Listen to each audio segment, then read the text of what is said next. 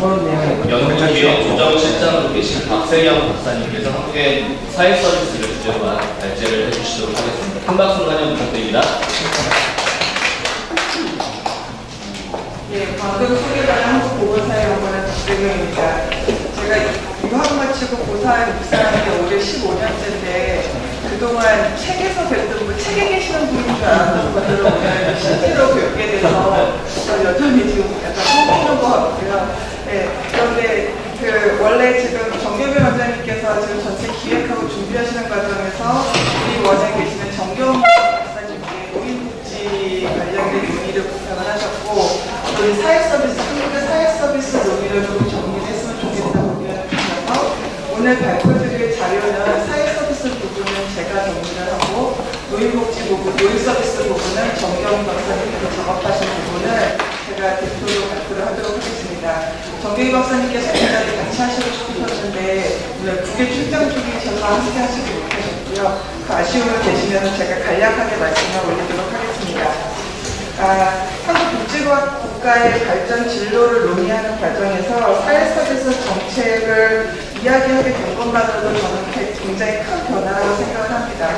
다만 10여 년 전만 하더라도 사회서비스는 하나의 정책 영역으로 인정이 되지 못했고 그러다 보니까 이제 정책 분야에서 같이 논의되거나 검토되지 않았었는데 오늘 이 자리에서 사회서비스 영역을 논의할 수 있게 된 것만으로도 우리 복지 발전 과정의 커다란 변화를 간접적으로 확인할 수 있는 것 같습니다.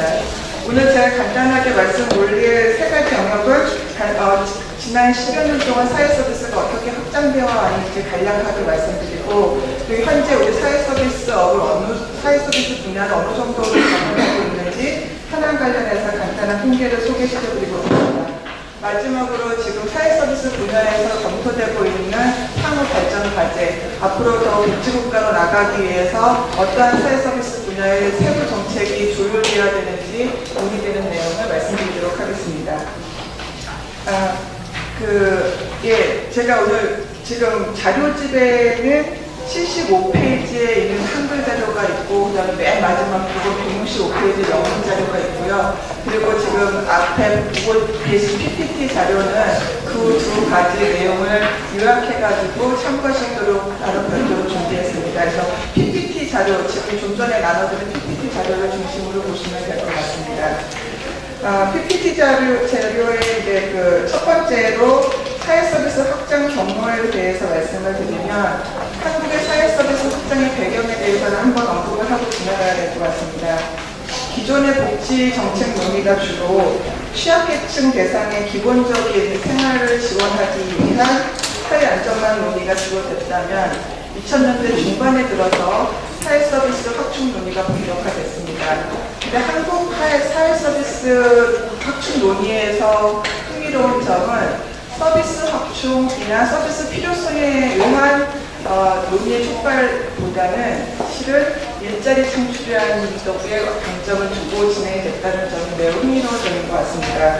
그래서 오늘 발표회장에서도 여러 차례 지적이 됐었지만 인구구조의 변화라던가 가족 기능의 악화 이런 것들이 결국은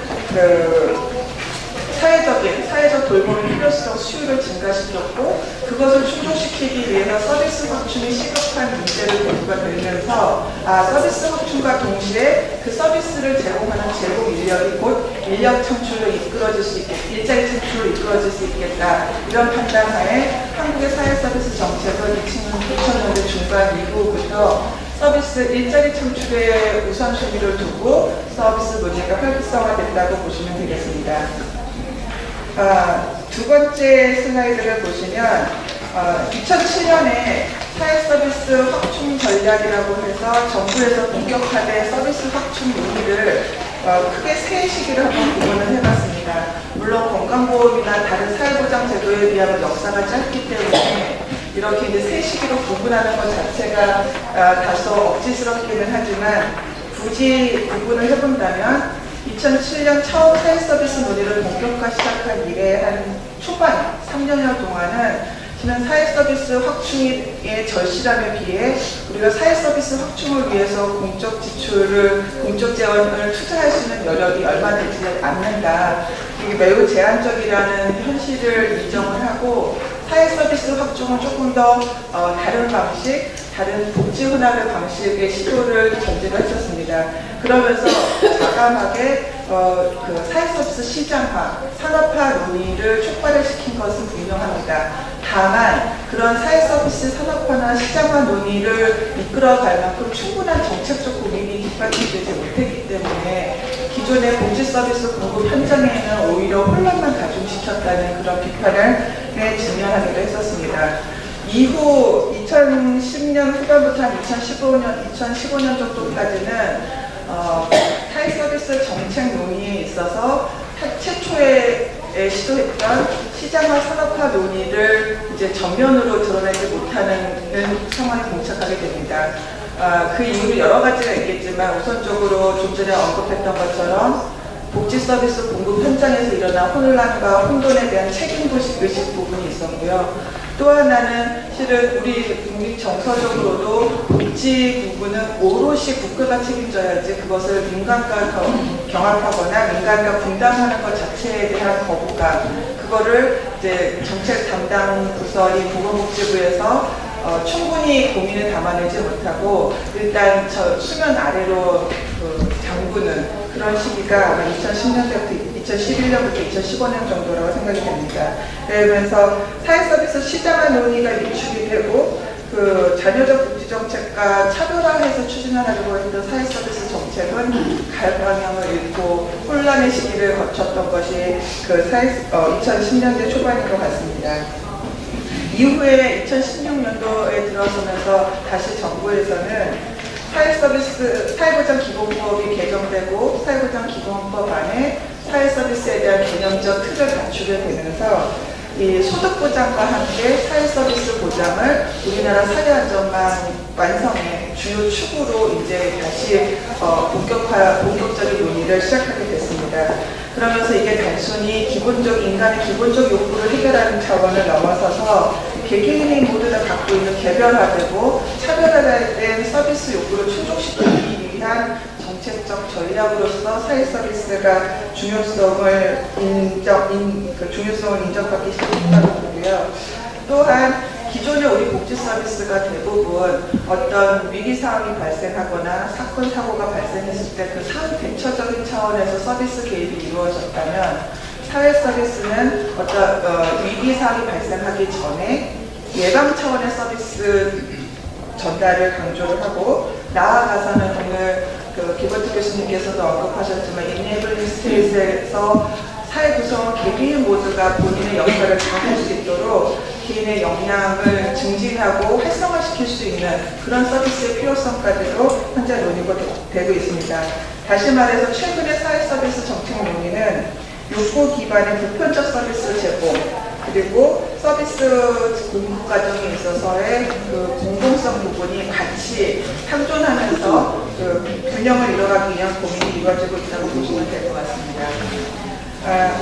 전에 모두에 말씀드렸던 것처럼 한국 사회 서비스 현황을 간략하게 볼 수 있는 두 개의 표와 그래프를 제시해 보았는데요. 자료에 보시면 우리나라 사회 서비스 제공 기관수 사업체 조사 결과를 활용한 것인데 전체 우리나라 사업체 중에서 사회 서비스 사업체가 사회 서비스를 제공하는 사업체 수가 비율이 2008년 즉 그 관련 정책 논의가 본격화된 2007년 직후에는 한 4.7% 정도를 차지하다가 6년 만에 전체 사업체의 5.7%까지 급증하는 것을 확인을 할 수 있습니다. 그리고 그 밑에 그래프를 보시면 서비스업 중에서도 특히 돌봄 서비스업과 상담 재활 서비스업을 중심으로 해서 제공기관들이 빠르게 증가하는 것을 확인할 수 있습니다. 잘 아시겠지만 사회 서비스는 대표적인 대인 서비스로 제공 인력이 직접 서비스 이용자에게 전달해야 되기 때문에 일자리 확충 논의 과정에서도 부각됐던 바와 마찬가지로 사회 서비스 확충은 곧 사회 서비스 제공 인력의 확대와 직결되는 결과를 낳았습니다. 다음 표 2를 보시는 바처럼 전체 서비스업 종사자 중에서 사회서비스업 종사자의 비율도 단기간에 빠르게 증가하는 것을 확인할 수 있습니다. 서비스업 중에서도 돌봄 서비스업과 상담 재활 서비스업이 최근으로 가까우면 올수록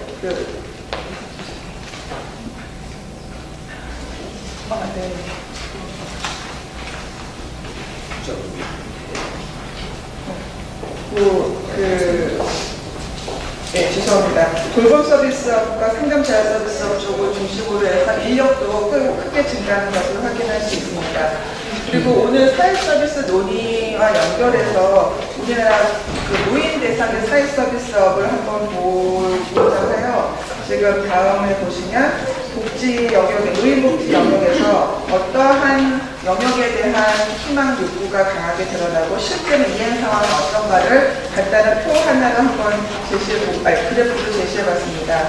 그래서 실제 우리 국민들이 생각하는 노인 서비스 영역, 노인 복지 영역에서 가장 중요하게 생각되는 영역은 사실 여전히 소득보장 영역이라는 걸 확인을 할 수 있었고요. 그리고 소득보장 이후에 건강이라든지 돌봄에 대한 기본적인 욕구 충족을 필요로 한다고 판단을 하고 있습니다. 그러나 우리나라가 그동안 서비스 공급이나 노인 소득 보장을 위해서 여러 가지 정책적 시도를 했지만 실제 이행 실패에 대한 평가를 살펴보면 건강이나 돌봄 부분에 있어서의 서비스 확충은 어느 정도 이행이 되고 있다고 판단되지만 노인의 소득 보장을 위한 그 정책적 이행력은 기대에 미치지 못하는 것으로 평가를 하고 있습니다. 그래서 지금 보시는 그래프에서 보시면 이 노인의 건강이나 노인 돌봄 정책에 대한 이행 실패의 평가는 3점 정도를 추가하는 것으로 나타나지만 노인 노후소득 보장 정도 정책을 이 5가지 노인 정책 영역 중에서 가장 낮게 평가를 받고 있습니다. 그래서 오늘 사실은 한국의 복지국가의 발전 진로를 같이 논의하는 과정에서 앞으로 지난 과거에 대한 진단과 함께 앞으로 가야 할 방향을 같이 논의한다면 사회 서비스 분야에서는 어떠한 과제가 있는가를 말씀을 드리도록 하겠습니다. 사회 서비스 분야의 정책 과제는 크게 4개 영역으로 구분할 수 있을 것 같습니다. 그 중에 첫째는 기존의 우리 사회 서비스 공급 체계가 공급자 중심으로 정책 논의가 이루어졌다면 이제 더 구체적이고 본격적인 이용자 중심성에 근거한 사회 서비스 정책 추진이 필요하다. 그래서 이게 기본적인 욕구 충족 이외에도 모두 말씀드렸던 것처럼 이용자의 요구에 기반한 서비스 공급 체계를 확충하는 것이 가장 시급하다는 판단을 하고 있고요. 두 번째는 이러한 이용자 중심성에 근거한 서비스 공급 체계를 만들기 위해서는 우리나라 사회 서비스 공급 기반이 내실화돼야 된다. 공급 주체에 대한 질관리의 필요성 그리고 공급 주체를 공공과 민간 영역에서 어떻게 균형점을 찾아서 역할을 할 것인가에 대한 논의가 본격화되어야 될 것 같습니다. 최근에 사회서비스 발전 전략이라고 해서 사회보장위원회를 통해서 사회서비스 발전 전략이 논의되는 과정에서도 핵심 키워드로 제시됐던 것이 바로 사회서비스의 공공성이었습니다. 이게 단순히 재원을 어느 정도 어느 포션만큼 기여를 하느냐 마느냐의 문제가 아니라 사회 서비스의 제공을 통해서 국민의 행복도를 증진할 수 있기 위해서 사회 서비스 공급 기반이 어떻게 구성되고 어떻게 역할해야 되는 것인가에 대한 논의를 좀 더 본격화해야 될 필요성이 있지 않을까 지적을 할 수 있을 것 같습니다. 잘 아시겠지만 지금 현재 사회 서비스 공급의 주체의 상당 부분은 사실은 정부 대행자 역할을 하고 있다는 얘기들을 많이 하고 있는데 이게 단순한 정부 대행자 역할에서 벗어나서 보다 적극적인 서비스 공급 주체로 공공과 민간이 파트너십을 구현하는 방법에 대한 논의가 본격화되어야 될 것 같습니다. 세 번째는 인력 운영에 관한 부분입니다. 한국의 사회 서비스 정책이 일자리 창출의 측면에서 촉발되었고 그것에 매몰되다 보니 양질의 일자리를 만들어내지 못하고 저임금 그리고 불안정한 일자리, 돌봄 중심의 그런 일자리를 만들어낸다는 비판을 흔히 끊임없이 받아왔습니다. 그렇지만 이제 우리가 단순히 이 사회서비스 일자리 정책의 논의는 일자리 창출의 관점에서 벗어나서 좀 더 적극적인 인력 운영 정책의 필요성을 오늘 말씀드리고 싶습니다. 그 이유는 오늘도 여러 차례 지적됐지만 인구구조 변화 과정에서 사회서비스에 대한 수요는 급증하게 될 것은 누구도 이의가 없을 것인데 이러한 과정에서 우리가 언제까지 그 고용 창출의 방점을 둔 사회서비스 인력운영 정책은 한계가 있을 것이다. 그래서 우리도 이제 그 인구구조 변화나 이런 사회 외적 환경의 변화에 맞춰서 사회서비스 인력을 어떻게 양성하고 또 그들이 전문성을 가지고 지속적인 고용을 유지할 수 있는 방안에 대해서 좀 더 논의를 해야 되지 않겠는가 그런 제안을 드리고 싶고요. 마지막으로는 사회서비스 논의가 많이 활성화되고 정책적인 관심을 갖고 있지만 이게 우리 단순한 사회 문제의 해결책으로서의 사회서비스가 아니라 전체 사회 구성원의 행복도, 삶의 질을 제고하는 과정에서 기본적인 사회권 충족의 관점으로 우리 사회서비스를 제공하고 이용할 수 있어야 되지 않겠는가 이런 근본적인 문제 제기를 드리면서 다시 한번 강조해서 말씀드리고 싶은 것은 사회서비스가 성유럽의 경험에서처럼 돌봄 서비스 영역에 국한되어서는 발전의 한계가 분명히 있다. 우리 소득보장으로 충족되지 않는 안전망, 사회 안전망의 기능을 사회 서비스로 같이 보완하기 위해서는 사회 서비스가 조금 더 적극적으로 다양한 삶의 영역에서 역할할 수 있도록 정책 설계가 이루어져야 한다는 말씀을 드리고 싶고요. 그리고 또 하나 이제 노인 서비스 관련해서 노인복지 영역에서 노인 대상 사회 서비스의 발전 과제를 제시하는 데 있어서 지금 몇 가지 그래프를 하나 보여드리는데 첫 번째 시간각에서 그림 5만 말씀을 드리면 향후 우리나라가 인구 고령화의 고령사회에 대응해서 노인 서비스, 노인복지 정책을 고려할 때 어떠한 요소들을 우선순위로 고려해야 될 것인가 할 때 가장 많은 의견 중에 하나는 노인 가구의 형태 변화를 고려해야 된다는 것입니다. 아까 길건태 교수님께서도 그 가족 구조, 가족 기능의 변화가 우리 복지제도 운영에 있어서 굉장히 중요한 임플리케이션을 준다고 말씀 주셨는데 우리 노인 가구의 형태가 더 이상 이제는 그 자녀 세대의 부양에 의존하는 그런 가구 형태가 아니기 때문에 그 노인 가구의 변화, 노인 가구의 삶의 양태의 변화를 정책적으로 수용할 수 있어야 된다는 얘기가 본 그래프에서도 확인되는 것 같습니다.